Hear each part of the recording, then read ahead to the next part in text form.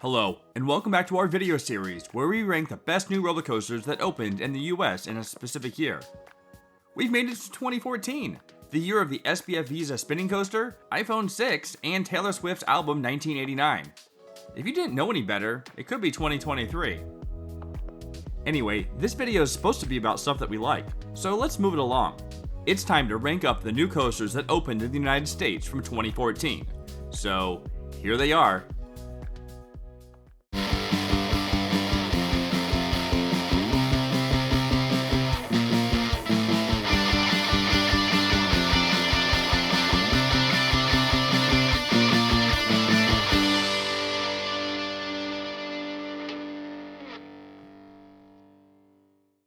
A total of 28 roller coasters were built in 2014, but as always in this series, we only rank coasters that were newly constructed for each season. So you'll not see coasters that were relocated and then opened at a different park in 2014, which leaves us with 18 coasters to look at. 4 SBF Visa spinning coasters, but those will never make a top 10 list. I guess unless you're a credit whore. Of the 14 remaining, 3 are kiddie coasters and 2 are alpine coasters, which we're just tired of talking about. That takes the list down to 9, but this is a top 10 video. Perhaps we'll have to get some help from our neighbors to the north again. But before we get started, it's important to remind you that our rankings are based on how the coasters operated at the time of their opening year. So if they've become rougher or had modifications since 2014, that will not play a role in how they're ranked today. The coaster kicking off the countdown barely counts as one, which is Harry Potter and the Escape from Gringotts at Universal Studios Florida. Built by Intamin, it's essentially a dark ride with tire-propelled launches between the show scenes. But the ride starts off with a tilt track and a small drop, the elements that just barely qualify it as a roller coaster.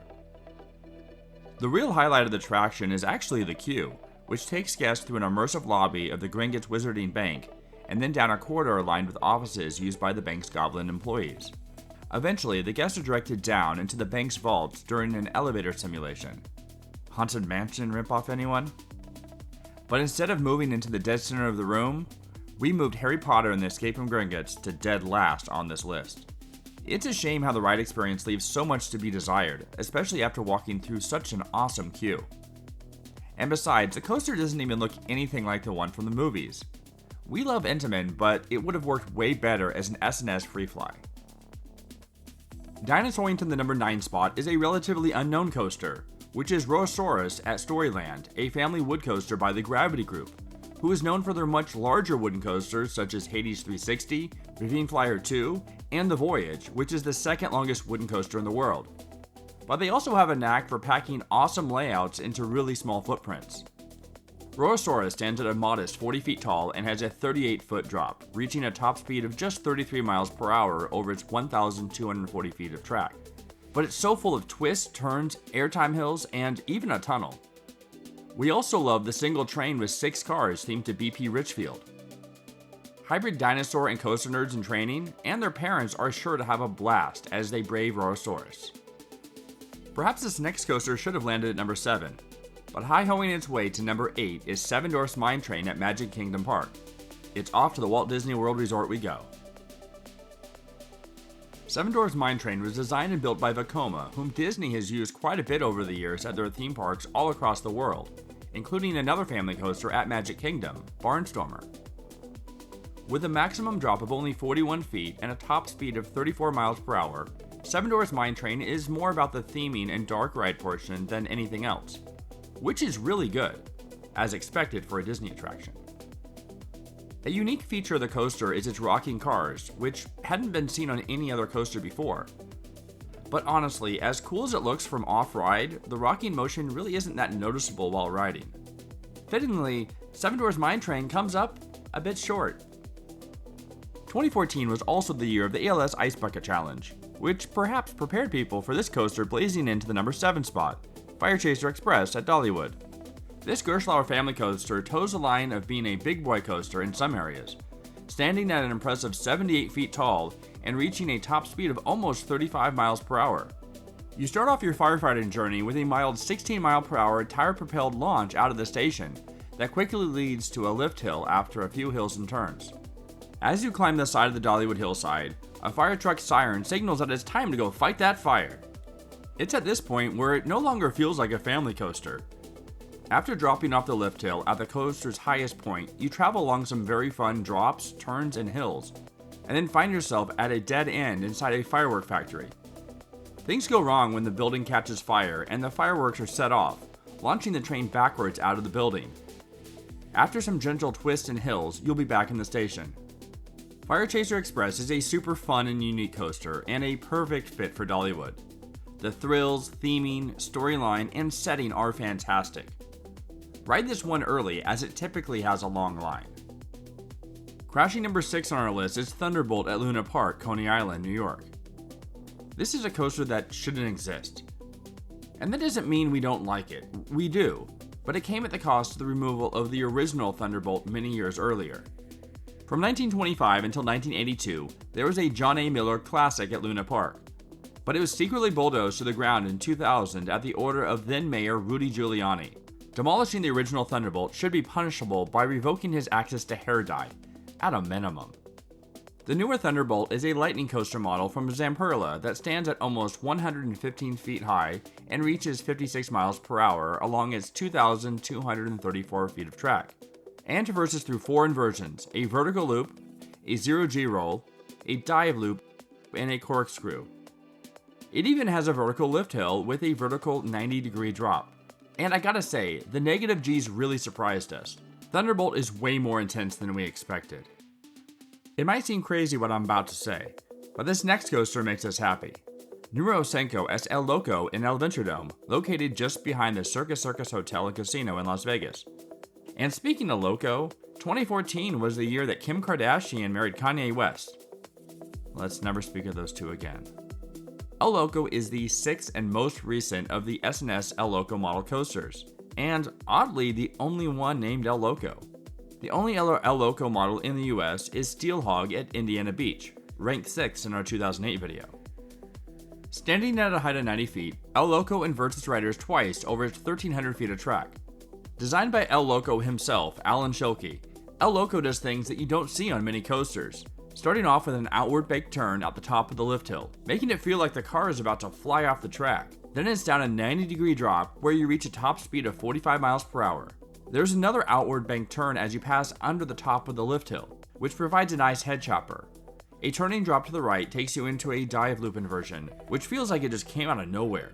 The ride ends with a bank to the left and then to the right and into a hang time filled dive loop back into the final brakes and into the station. El Loco is a super funky coaster that is both extremely enjoyable and re-rideable. Battling into number 4 is Goliath at Six Flags Great America, the second ground-up coaster by Rocky Mountain Construction, with Outlaw Run at Silver Dollar City being the other, opening in 2013. Goliath opened with the longest drop on any wooden coaster in the world, a massive 180 feet, which is taken at a record-setting 85 degrees, as well as having the fastest top speed on any wooden coaster at 72 miles per hour. Over its 3,100 feet of track, you'll experience 2 inversions and many airtime moments. You'll start off with a steep 45-degree lift hill of 165 feet before plunging down the record-setting first drop, which goes 15 feet below ground level and through a tunnel. You'll then fly up into an overbanked turnaround 125 feet in the air. After a descent back to the ground, there's a sweet airtime hill before going up into a giant dive loop, followed by a zero-gravity stall under the lift hill, which is such a cool feeling. Then it's through a tunnel again before finishing off with another overbanked turnaround. A lot like Outlaw Run, which opened the year prior, Goliath is short in length but packs a punch from beginning to end, with no fluff. For number 3, it's time to ride the Lightning. Lightning Run at Kentucky Kingdom, that is. This Chance Rides Hyper GTX model opened as the first of its type in the world, and still the only one until Hot Wheels Twin Mill Racer opens next year at the new Mattel Adventure Park in Arizona. Despite the model name, Lightning Run isn't a hypercoaster. Its first drop is only 100 feet tall, and it has a maximum speed of only 55 miles per hour, with a very short track length of just 2,500 feet. But don't let those stats fool you. The ride is a total sleeper. What it does with those modest numbers is a lot more than taller and longer coasters which call themselves hypers, like Intimidator at Carowinds, which almost put us to sleep. And Lightning Run is the first coaster designed by Joe Draves, whose latest work includes the RMC coasters Wildcats Revenge and Airy Force 1. Talk about a resume. And the Golden Ticket Awards listed Lightning Run as the 5th best new coaster of 2014. Not far off from our ranking.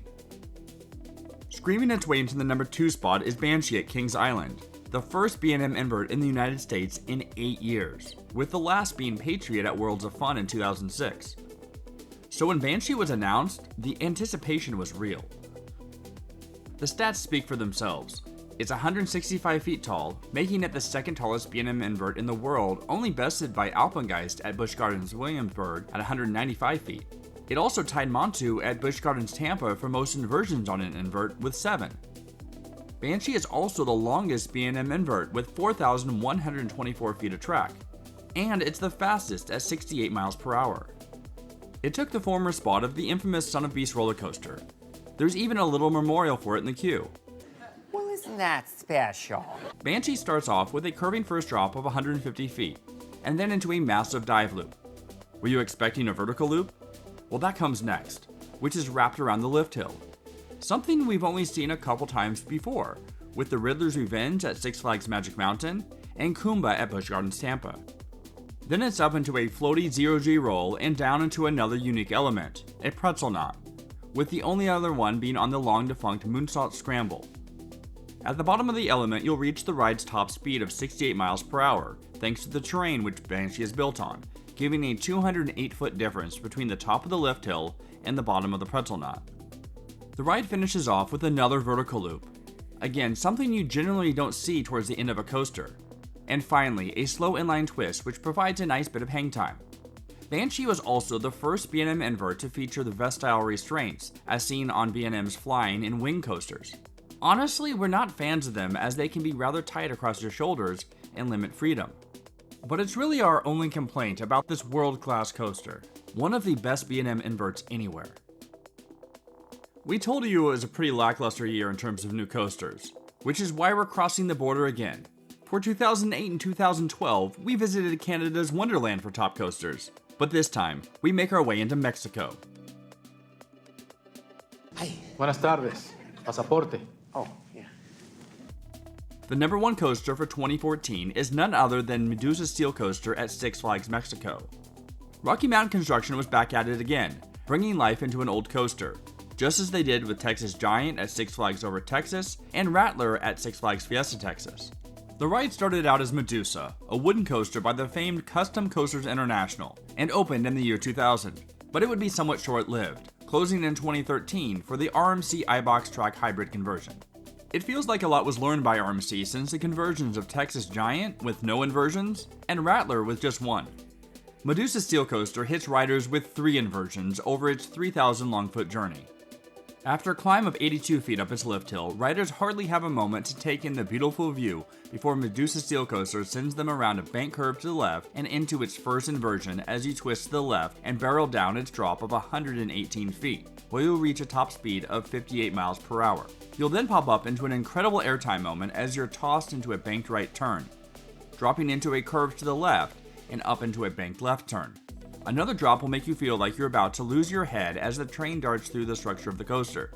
Back up into more head choppers as you bank hard to the left, which blocks your view of what's coming next. A 0G roll inversion to the left. You'll change directions again with a turn to the right, up into an injector-filled airtime hill. Another low-to-the-ground turn to the right and through a forest of trees, up into another airtime hill, down into another left turn, through the structure again, and into a final 0G roll to the right, finishing off with a left turn into the final brakes. From the perfect use of terrain to the insane amount of directional changes, Medusa Steel Coaster is just about as good as it gets with roller coaster design. It's a ride full of surprises around every corner, literally. It might only be RMC's 4th coaster, but even after 27 under their belt, it's still one of their best. Alright, that's gonna wrap it up for 2014. It was a pretty good year even though we didn't have a lot to choose from. You can't go wrong with a year that gave us 2 new RMCs, the first B&M invert in almost a decade, and quite a few unique rides mixed in. But we want to know what you think about these new coasters from 2014. Did any ranking surprise or upset you? What would you change in your own ranking? Let us know in the comments below. If you've been enjoying this series, please continue showing your support by giving this video a like, sharing it with a friend, and subscribing to America's Coaster Network if you haven't already. In a few weeks, we'll rank up the top 10 coasters that opened in 2015, so keep an eye out for that. Thanks again for counting down with us, and we'll see you in the next one.